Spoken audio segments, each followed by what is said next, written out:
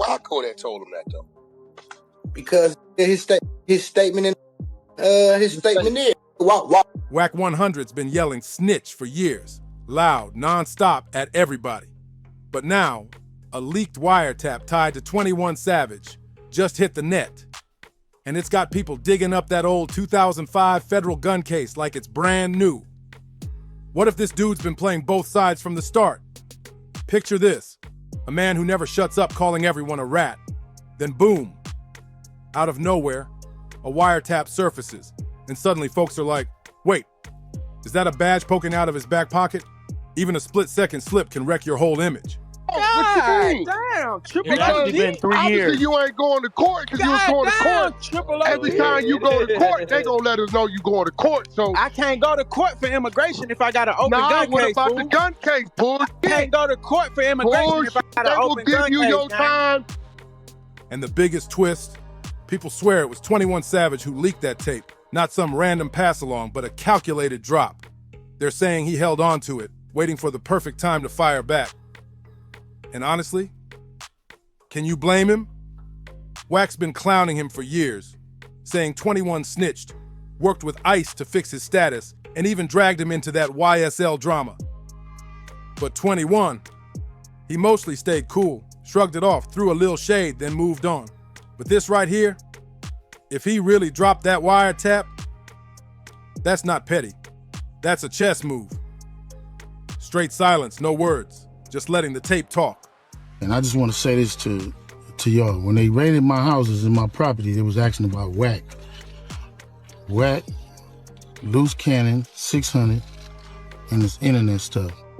After years of Wack sneak dissing him all over Clubhouse, 21 hit back hard, without ever raising his voice. And when you really start connecting the dots, it looks like Wack's been on a mission, accusing everyone around him just to keep eyes off himself. And let's not act like this is brand new. People been whispering that Wack's tied to the feds. Just a couple months back, Big U got wrapped up in some RICO charges. But get this, before he turned himself in, Big U went on video and flat out said Wack 100 was working with the FBI. That's not a little rumor. That's a direct call out. This whole thing might just be blowing the lid off something way deeper. Now here's where everything started to smell real shady. Before the RICO charges even hit the news, before the feds showed up, before any paperwork dropped, Wack 100 already knew something was going down. He hit up Big U's wife with a message that read something like 911, he needs to leave. All right, so yeah, after you got that message, you hit up Big U's wife. You said, sis, 911. One sec, let me get Solo. And you gave him a heads up. What I tell him?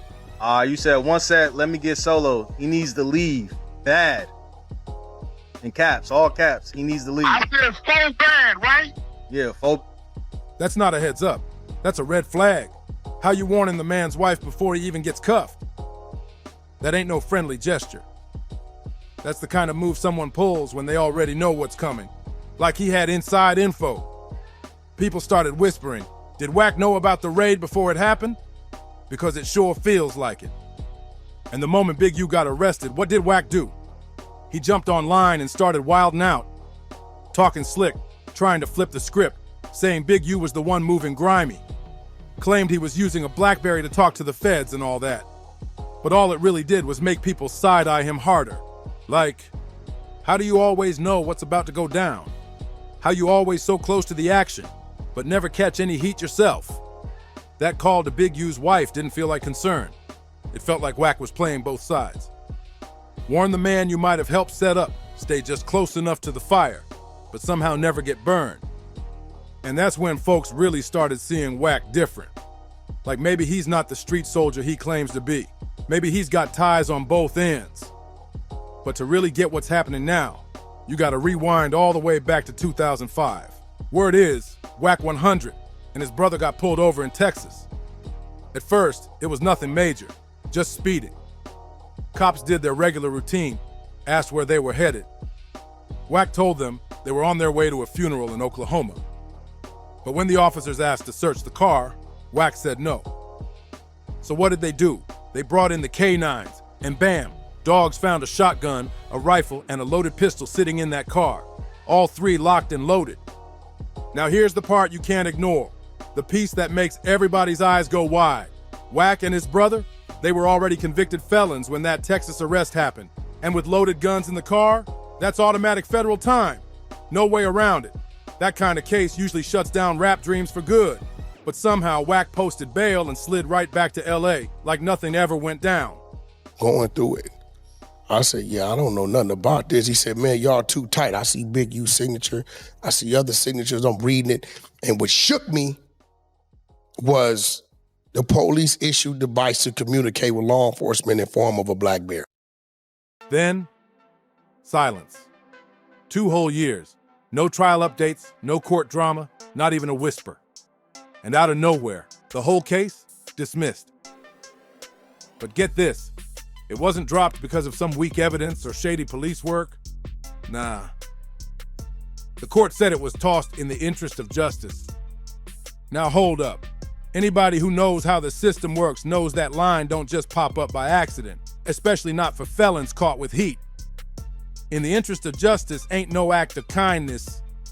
It usually means someone handed something over. Some info, maybe some names. Years later, Wack tried to play it off and said the case got thrown out because the search was illegal. But that was a straight-up cover story. The records were public and there was zero mention of an illegal search. It was just case dismissed, nice and quiet, way too clean. But here's the part that really sticks, the timing. Just a couple years after Wack's case vanished, his old boss at death row, Suge Knight, started catching serious heat from the feds. According to reports from The Hollywood Reporter, Suge got wrapped up in a gang injunction. His whole circle was getting hit. Wiretaps, busts, names and paperwork everywhere. But Wack, nothing. Not a single charge, not a single raid, not even a name drop. While Suge's empire was getting cracked apart piece by piece, Wack was untouched, moving freely, untouched, and talking big on the internet. Makes you wonder what really went down behind those courtroom doors. He was never mentioned. Not once. When all kinds of names were getting dragged through court documents, Wack 100 stayed invisible. Then came that wild kidnapping case involving the Main Street Crips, the one tied to Shaq. And suddenly, in the transcripts, there's this mystery man named Back making calls, leaving messages. Now guess what? Word on the street is Back was just Wack, using a fake name to stay low-key. Fast forward to now, and Wack's everywhere online, calling out Gunna, BG, Brick Baby, 21 Savage, even J Diggs, acting like he's the street's moral compass. Give you some time. I don't know, 24 hours, 12 hours, 5 hours, 6 hours, 1 hour. I don't know. I'm gonna give you some time though, Gunna, for you to go ahead on and confess. But let's be real. The 2005 case still don't sit right. You don't just walk away from a federal gun charge with 3 illegal weapons in your trunk as a convicted felon, unless you're either the luckiest dude breathing or you gave something up. And now, nearly 2 decades later, a video pops up where folks swear they saw a police ID flash in Wack's wallet. That's what's got people doing double takes. Because it doesn't just bring up the badge, it brings back everything. The case that disappeared, the silence from the courts, and the question that never got answered. What did he give them to walk away squeaky clean?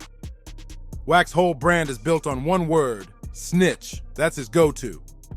Anytime a rapper takes a plea or gets locked up, he's the first one on Clubhouse yelling, "He told." He did it to Gunna. Said he had a 2-hour interrogation tape and even threatened to leak it unless Gunna confessed. But guess what? He never dropped a thing. Just more loud talk and no proof.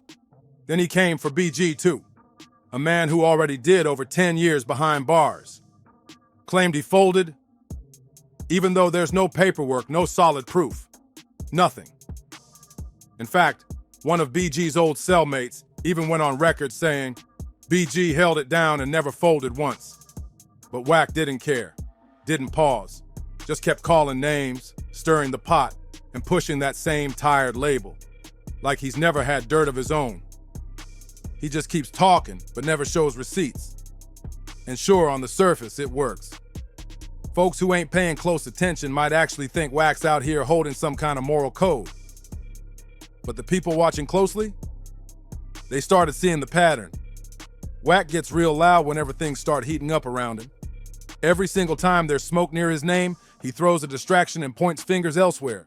And here's the part that makes folks uneasy. Wack records everybody, like every conversation. That's not how real ones operate. You don't need to keep voice notes unless you're planning to use them, or pass them off to somebody else. And now people are putting 2 and 2 together. Some of the very rappers Wack invited onto Clubhouse, they ended up catching charges after saying too much on that app. Take Loose Cannon, for example. Went on Clubhouse, started running his mouth, said way more than he should have, then boom, got jammed up shortly after. So now the streets are wondering, was Wack setting people up? Was he creating viral clips on purpose, just loud enough to make prosecutors start digging? The way he pulls people into heated arguments, then boom, like magic, a leak drops right when it serves him. It's too clean, too convenient. It might not all be hard evidence, but that pattern, it's getting way too clear to ignore. At some point, you gotta stop brushing it off and really zoom out. This didn't just start with a leaked wiretap. That was just the spark. The fuel's been stacking up for years, from that 2005 gun case that vanished without a trace, to Wack knowing about the RICO charges before the feds even showed up, to those wiretap mentions, that alleged police badge flash. And now, the way he records people like he's keeping a library of dirt, it's got folks wondering if this whole time, Wack wasn't exposing people, he was positioning them. This ain't just messy, it's calculated. And the deeper folks dive into the timeline, the clearer it gets. Wack might have been hiding in plain sight this whole time. Cause think about it, all these people he's been accusing of snitching, where's the paperwork? Where's the proof? Half the time, there's nothing. But the one name that keeps showing up when charges vanish, when folks get exposed, or when the feds seem weirdly prepared, and it's him. And that's what makes this situation hit different. It ain't just about proving if he's connected to the feds. It's about asking the real question. What if he really is? What does that mean for the culture? For the stories we've been buying into? For the platforms we've been handing over to people who might be playing both sides? People online joke about it, say Wack's just stirring drama, but it's not funny anymore. Not when real lives are getting wrecked behind this type of manipulation. He's been out here screaming snitch at the top of his lungs, but now, folks are side-eyeing hard, asking the one question nobody wanted to say out loud. Was the loudest voice in the room wired from day one? Because if that's true, this whole street game, the music, the movement, the loyalty, it's all been compromised for years.